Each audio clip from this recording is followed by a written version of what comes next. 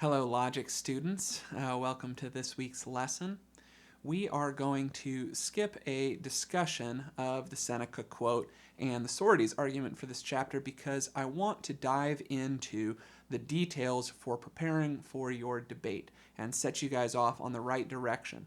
Hopefully now you have gotten contact with people from your team. You set up some way of staying in contact, whether that's Google Hangouts. A lot of people have used that in the past, or you could have a Discord or something like that.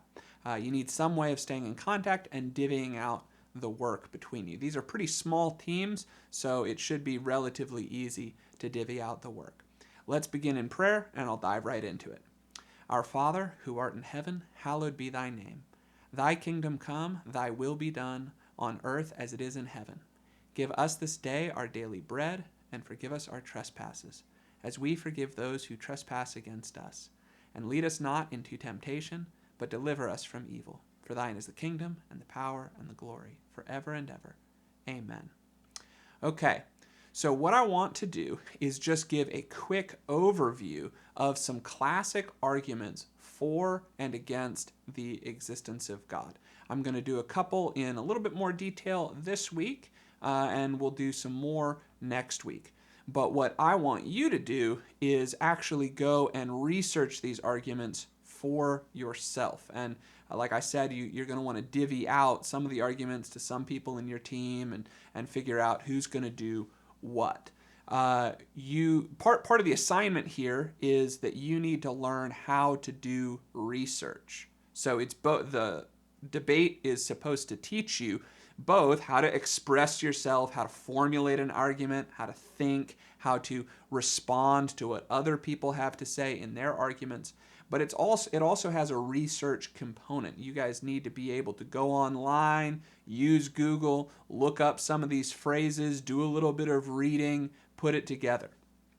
I will also say you need to primarily research your own arguments for your team, but you also want to research arguments for the other team on the opposite side. This is going to do two things. First, it's going to help you strengthen your arguments because you will be thinking about, well, what would an opponent say? How would they object? And you'll be able to build that into your own arguments and come up with the strongest version possible. But also, part of the debate, one team will give their argument, the other team will give their arguments, and then we'll go back to the first team. They'll be able to respond or give what are called rebuttals. And then we go back to the next team. They give their rebuttals. We go back and forth like that a couple times before each team gives their summarizing statement. So you don't want to be caught totally off guard. You don't want to hear an argument from the other team that you've never even heard anything like that before because you're going to be caught there in the middle of the debate going, oh, that sounds like a really good point. I don't know what to say, right? You want to have done some research ahead of time and be somewhat prepared for the fact that people say things like that, like what they just said, and have thought through, well, how might we respond to that in an intelligent way ahead of time? Okay? Now, I'm going to go through and give you a few key words to look up to Google and a few main arguments. It's best to think of these arguments as families. If you kind of double click on any one of these arguments and look inside, you will find that there's actually 20 different versions of each argument with slight variations or tweaks that different people have done. So this is a broad overview. I'll also say that there are more arguments than both for the existence of God and against the existence of God than the main families that I am going to give you. And if you go and do a little digging, you will find more, and you're welcome to use those. But I'm going to give you probably the most well-known ones. So, for the existence of God, you want to look up the cosmological argument. We're going to go over that today.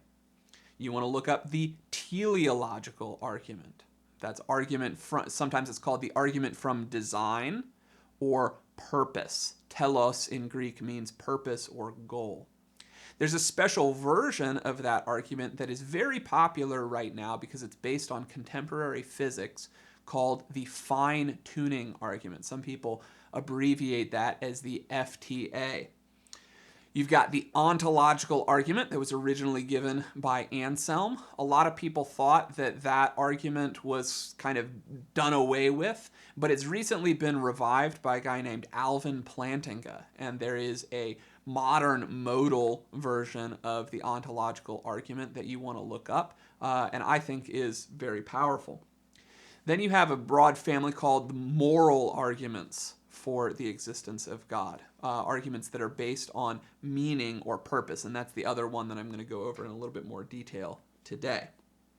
Against the existence of God, the big one is known as the problem of evil. How does evil exist in a universe that is supposedly created by an all-perfect, all-good God? That famous problem of evil, and that is really the main philosophical argument for atheism, by the way. It comes in two varieties. One is known as the so-called logical problem of evil, which is deductive and is an essentially logical problem, as the name implies. But then there's also the evidential argument from evil, which is inductive and has more to do with why is evil so bad? There's so much evil that it seems like it makes it highly improbable that God exists. All right? There's an example there's another argument known as the divine hiddenness argument, that if God were real, then he should show himself. He doesn't clearly show himself. He's not writing things in the sky for everyone. Therefore, there is no God, by Modus Tollens. And then finally, there's really an argument for agnosticism that is sometimes, I think, pushed a little too far to be an argument for atheism, which is just this argument for a lack of scientific evidence, a lack for other kinds of evidence. Now, as I mentioned, the people who are arguing on the atheist side, you really need to be arguing for atheism and not agnosticism. It's not enough for you guys to prove, well, we don't have a lot of great evidence that there is a God, so therefore the right answer is we don't know. Okay, that's not enough. That's not going to complete the assignment. You really need to be arguing, no, we have good evidence that there actually is not a God. Okay, so I will kind of star that last argument, the argument from a lack of evidence, because it's somewhat weak, and I think it should only really lead to agnosticism. But other people construe it in such a way that it ends up in atheism. Okay, so let's dive into those two that I mentioned more deeply, the cosmological argument and then the moral argument. The cosmological argument starts from the premise that things come to be. Things come into existence. And so that's the first premise, just things come into existence. We see things that did not exist, and then they do exist. And every single time we see this occur in nature, we notice that every time something comes into existence, there was a cause. Nothing comes to be out of nothing. Okay? Or another way we could say that is that nothing that comes to be without a cause. Now, that cause might be another thing that comes to be. So, for example, if you think about yourself and you say, well, I came into existence, where did I come from? It's easy. You say, well, your parents. Your parents are your cause. You came into existence because your parents existed before you, and they caused you to come into existence. But then, as philosophers like to say, you've only pushed the problem back one step. You still have the same problem, and now you actually have two problems because you have two parents to account for, which is, okay, well, they came into existence. So where did they come from? And you can say, oh, well, that's easy, my grandparents. Okay, well, your grandparents are the same way. They're the kind of thing that came into existence, so you've got to push it back a further step. And so you go to your great-grandparents and your great-great-grandparents and your great-great-great-grandparents. And you might do this 1,000,000 times, 1,000,000,000 times, okay? But you're going to keep on having to go back and back and back and back. And if, you think that evolution is correct. Maybe that chain goes on and on and on and on and on and on and on for a very, very long time. And eventually you get back to things that aren't even human. Okay? And then back to things that are just little single-celled organisms. And then you get back to things that aren't even alive. Okay? You got just molecules that come together, and they explain the coming into existence of the first living organism. But then you keep pushing that back. Well, where did that molecule come from? Okay, well, that molecule, there were some atoms that existed before that, and those atoms had some occasion for coming together. Okay, well, where did those come from? Where did those come from? Where did those come from?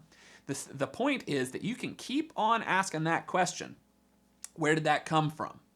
For everything that came to be, and you can keep pushing that chain back. And the only thing that's ever going to stop that chain is if you can finally get to something that didn't come to be at all. Okay? You would have to finally land at a kind of reality that is what we say in philosophy is not contingent. It is not something that could have been or could have not been. Instead, its existence would have to be necessary. The kind of thing that does not require a further explanation. It's not the kind of thing that came to be at all. And furthermore, it would have to be something that is necessary and also capable of causing the existence of all these other things that came to be. Okay? So a necessary being that is also capable of, we would say, creating or causing the rest of existence. Now, you can zoom all the way out and think about the coming into being of the universe as a whole and start to meditate on what would the cause of the universe as a whole have to be like. Okay? It would have to be something that doesn't itself come to be and something that is powerful enough to create the whole shebang. Okay? Now, that doesn't necessarily prove the existence of a personal being that loves you and became a human being and died on the cross to save you from your sins. But it does start to prove the existence of some kind of being that is worthy of the name God. Okay, maybe not all the details that you would get in the God of the Bible, but some kind of conception of divinity. Okay, let me give you another one. This is now the moral argument. Okay, this argument is very, very simple. It just says, if there were no God, then there could be no basis for morality. There would be no real morality. We would be left with just opinions or what's popular in culture or those kinds of things. Not some firm basis for saying, no, murder is actually really wrong. The idea being that you need some kind of transcendent, eternal source of truth in order to get the result that murder is actually really wrong. Second premise, there is morality, real morality, absolute morality. Murder is actually really wrong. So then, modus tollens, so if P, then Q. Not Q, therefore not P. Okay? So if there were no God, then there could be no morality. There is morality, therefore there must be a God. Okay? Now, of course, the emphasis in this argument is on that first premise, the if P then Q part. Okay? How do you really know that there would be no morality if there were no God? A lot of people have had that intuition. In your senior year here at Mars Hill, you're going to read the Brothers Karamazov, and a famous line from that is that if there were no God, then everything is permitted. And this is a turning point in the plot, an idea that is driving a lot of the plot. I won't spoil it for you. If there is no God, then all is permitted. Everything is permitted. Okay? A lot of people have had that intuition, and maybe you feel that way. Maybe you're sitting at home thinking, hey, I'm trying to follow all these rules, and sometimes it's really hard not to sin. I have all this temptation and whatnot. And you know what? If God didn't exist, well then, forget it. Why am I worried about this? Now, of course, I'm going to follow certain, like the laws, okay, or certain expectations that other people put on me because I want them to think well of me. I don't want to get arrested. I don't want to go to jail, okay? But that's not morality. That's just practical, doing useful things so that you don't suffer the consequences, okay? But that's not this deep intuition that no, some things are really, actually, truly right and truly wrong, regardless of what people think about it and regardless of what happens to me as a consequence. Okay? But what does all that have to do with God? Okay?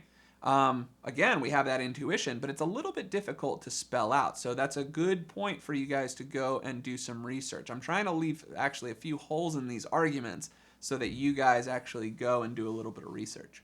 Now, with the moral argument, I will also say that it has maybe a spin-off version that's highly related, and maybe they're just the same argument in different terms. I might call this the meaning argument.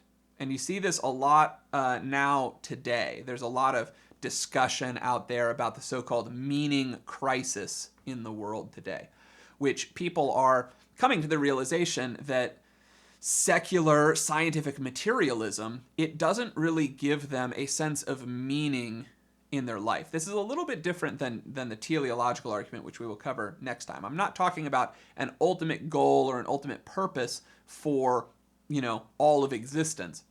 I'm instead talking about just that sense of meaning, that when I go out into the world, I'm encountering more than just a random collection of particles doing random collection of particle things. I'm actually encountering people who have intrinsic worth and dignity and an identity of their own.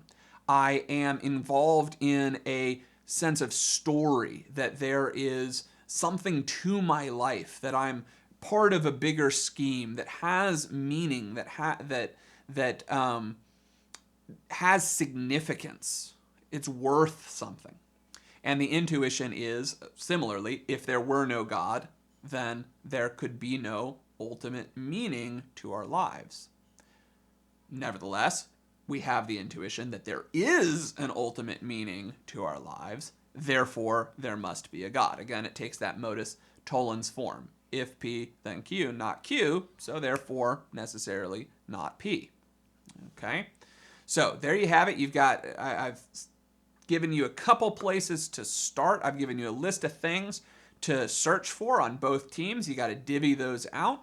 And I've started you off with a brief overview of two of those arguments for the existence of God. So I've helped out the pro team. Next week, we'll help out the against team, the people who are arguing that there is no God. And then we'll switch back and give you a few more arguments on the pro side. Okay.